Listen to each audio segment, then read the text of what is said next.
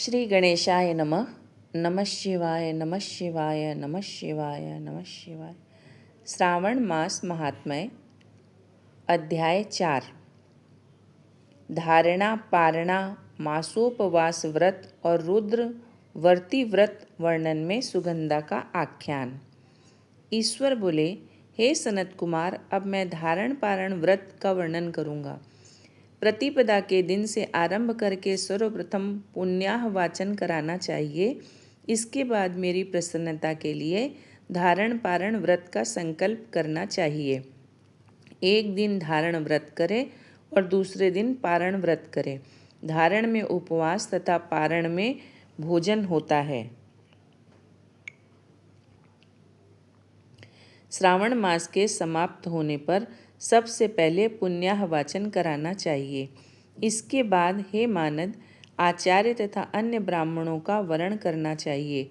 तत्पश्चात पार्वती तथा शिव की स्वर्ण निर्मित प्रतिभा को जल से भरे हुए कुंभ पर स्थापित कर रात्रि में भक्तिपूर्वक पूजन करना चाहिए तथा पुराण श्रवण आदि के साथ रात भर जागरण करना चाहिए।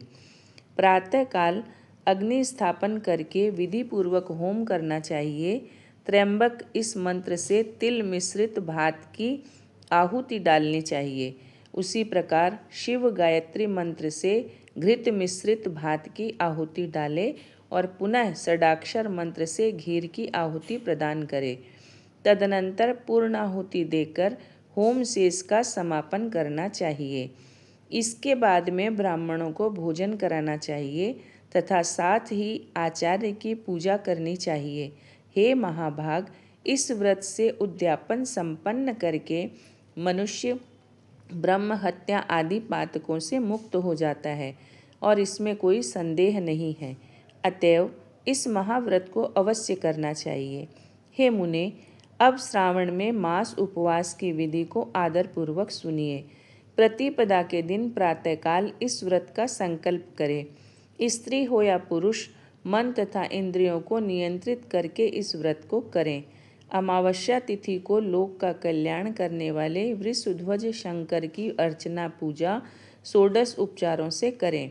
तदनंतर अपनी सामर्थ्य के अनुसार वस्त्र तथा अलंकार आदि से ब्राह्मणों का पूजन करें। उन्हें भोजन कराएं तथा प्रणाम करके विदा करें।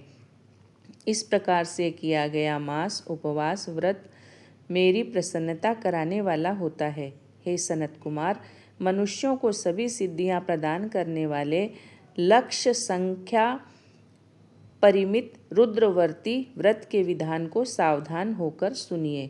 अत्यंत आदरपूर्वक कपास के 11 तंतुओं से बत्तियां बनानी चाहिए। वे रुद्रवर्ती नाम वाली बत्तियां मुझे प्रसन्न करने वाली हैं। मैं श्रावण मास में भक्तिपूर्वक दीवान के देव गौरीपति महादेव का इन 1 लक्ष्य संख्या वाली बत्तियों से निराजन करूँगा। इस प्रकार श्रावण मास के प्रथम दिन विधि पूर्वक संकल्प कर महीने भर प्रतिदिन शिवजी का पूजन कर 1000 बत्तियों से निराजन करें और अंतिम दिन 71,000 बत्तियों से निराजन करें, अथवा प्रतिदिन 3000 बत्तियां आदरपूर्वक अर्पण करें और अंतिम दिन 13,000 बत्तियां समर्पित करें, अथवा एक ही दिन सभी 1,00,000 बत्तियों से मेरे समक्ष जगाएं। प्रचुर मात्रा में घृत में भिगोई जो स्निग्ध बत्तियां होती हैं वे मुझे प्रिय हैं। तत्पश्चात मुझ विश्वेश्वर का पूजन करके कथा श्रवण करे। सनत कुमार बोले, हे देव, हे जगन्नाथ, हे जगत आनंद कारक, कृपा करके आप मुझे इस व्रत का प्रमेय बताएं। हे प्रभु, इस व्रत को सर्वप्रथम किसने किया और इसके उद्यापन में क्या विधि होती है? ईश्वर बोले, हे ब्रह्मपुत्र, व्रतों में उत्तम इस रुद्रवर्ती व्रत के विषय में सावधान होकर सुनिए। यह व्रत महापुण्यप्रद, सभी उपद्रवों का नाश करने वाला, प्रीति तथा सौभाग्य देने वाला, पुत्र पौत्र समृद्धि प्रदान करने वाला, व्रत करने वाले के प्रति शंकर जी की प्रीति उत्पन्न करने वाला तथा परम पद शिव लोक को देने वाला है। तीनों लोकों में इस रुद्रवर्ती के समान कोई उत्तम व्रत नहीं है। इस संबंध में लोग ये प्राचीन दृष्टांत देते हैं। क्षिप्रा नदी के रम्य तट पर उज्जैनी नामक सुंदर नगरी थी। उस नगरी में सुगंधा नामक एक परम सुंदरी वीरांगना थी। उसने अपने साथ संसर्ग के लिए अत्यंत दुस्सह शुल्क निश्चित किया था। 100 स्वर्ण मुद्रा देकर संसर्ग करने की शर्त रखी थी। उस सुगंधा ने युवकों तथा ब्राह्मणों को भ्रष्ट कर दिया था। उसने राजाओं तथा राजकुमारों को नग्न करके उनके आभूषण और आदि लेकर उनका बहुत तिरस्कार किया था। इस प्रकार उस सुगंधा ने बहुत लोगों को लूटा था।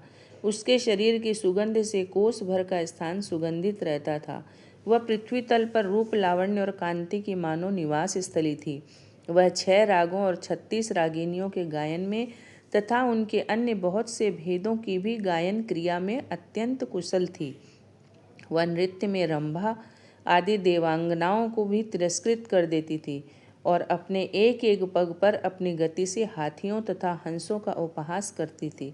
किसी दिन वह सुगंधा कटाक्षों तथा भौं चालान के द्वारा कामवाणों को छोड़ती हुई क्रीड़ा करने के विचार से क्षिप्रा नदी के तट पर गई। उसने ऋषियों के द्वारा सेवित मनोरम नदी को देखा।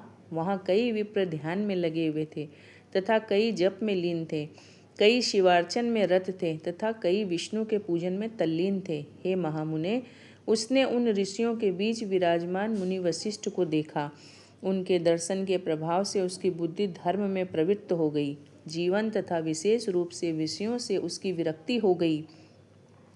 वह अपना सिर झुकाकर बार बार मुनि को प्रणाम करके अपने पाँव की निवृत्ति के लिए मुनि श्रेष्ठ वशिष्ठ जी से कहने लगी। सुगंधा बोली, हे अमाथनाथ, हे अनाथनाथ, हे विप्रेंद्र, हे सर्व विद्या विशारद, हे योगीश, मैंने बहुत से पाप किए हैं। अतः हे प्रभु, उन समस्त पापों के नाश के लिए मुझे उपाय बताइए। ईश्वर बोले, हे सनत कुमार, उस सुगंधा के इस प्रकार कहने पर वे दीन वत्सल मुनि वशिष्ठ अपनी ज्ञान दृष्टि से उसके कर्मों को जानकर आदरपूर्वक कहने लगे। वशिष्ठ बोले, तुम सावधान होकर सुनो। जिस पुण्य से तुम्हारे पाप का पूर्ण नाश हो जाए, वह सब मैं अब तुमसे कह रहा हूँ। हे भद्रे, तीनों लोकों में विख्यात वाराणसी में जाओ। वहाँ जाकर तीनों लोकों में दुर्लभ महान पुण्य देने वाले तथा शिव के लिए अत्यंत प्रीतिकर रुद्रवर्ती नामक व्रत को उस क्षेत्र में करो। हे भद्रे, इस व्रत को करके तुम परम गति प्राप्त करोगे। ईश्वर बोले। तब उसने अपना धन लेकर सेवक तथा मित्र सहित काशी में जाकर वशिष्ठ के द्वारा बताए गए विधान के अनुसार व्रत किया। इस प्रकार उस व्रत के प्रभाव से वह सशरीर उस शिवलिंग में विलीन हो गई। हे सनत कुमार, इस प्रकार जो स्त्री इस परम दुर्लभ व्रत को करती है, वह जिस जिस अभिष्ट पदार्थ की इच्छा करती है, उसे निसंदेह प्राप्त करती है। हे सुव्रत, अब आप माणिक्यवर्तियों का महात्म्य सुनिए। हे विप्रेंद्र, उन माणिक्यवर्तियों के व्रत से स्त्री मेरे अर्थ आसन की अधिकारिणी हो जाती है और महाप्रलय पर्यंत वह मेरे लिए प्रिय रहती है। अब मैं इस व्रत की संपूर्णता के लिए उद्यापन का विधान बताऊंगा। चांदी की बनी हुई नंदीश्वर की मूर्ति पर आसीन सुवर्ण में भगवान शिव की पार्वती सहित प्रतिमा को कलश पर स्थापित करना चाहिए और विधि के साथ पूजन करके रात्रि में जागरण करना चाहिए। इसके बाद प्रातः काल नदी में निर्मल जल में विधि पूर्वक स्नान करके 11 ब्राह्मणों सहित आचार्य का वरण करना चाहिए। तत्पश्चात रुद्र सूक्त से अथवा गायत्री से अथवा मूल मंत्र से घृत, खीर तथा बिल्व पत्रों का होम करना चाहिए। इसके बाद पूर्ण आहुति होम करके आचार्य आदि की विधिवत पूजा करनी चाहिए तथा सपत्नीक 11 उत्तम विप्रों को भोजन कराना चाहिए। हे सनत कुमार, जो स्त्री इस प्रकार से व्रत करती है, वह समस्त पापों से मुक्त हो जाती है। तत्पश्चात विधान पूर्वक कथा सुनकर स्थापित की गई समस्त सामग्री ब्राह्मण को दे देनी चाहिए। इससे निश्चित रूप से 1000 अश्वमेध यज्ञों का फल प्राप्त होता है।